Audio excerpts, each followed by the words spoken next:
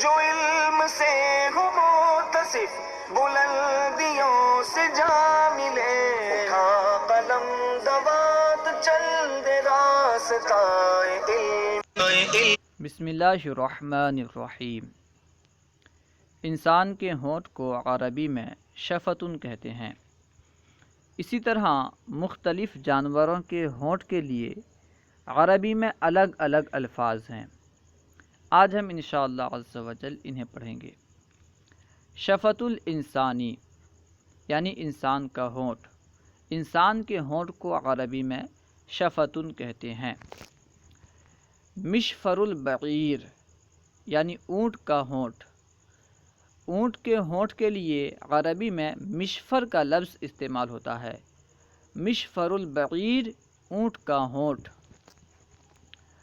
جحفلۃ الفرس یعنی گھوڑے کا ہونٹ۔ گھوڑے کے ہونٹ کے لیے عربی میں جحفلۃ استعمال ہوتا ہے۔ جحفلۃ گھوڑے کا ہونٹ۔ جحفلۃ الفرس گھوڑے کا ہونٹ۔ مرمۃ الشاة بکری کے ہونٹ کو عربی میں مرمۃٌ کہتے ہیں۔ مرمۃ الشاة بکری کا ہونٹ۔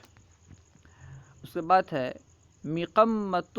مقمۃ الثور یعنی بیل کا ہونٹ۔ بیل کے ہونٹ کو عربی میں مقمۃٌ کہتے ہیں۔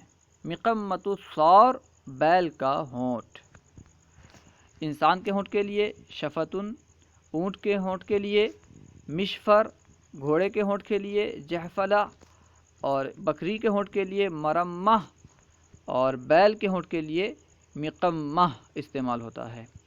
اللہ و رسولہ اعلم۔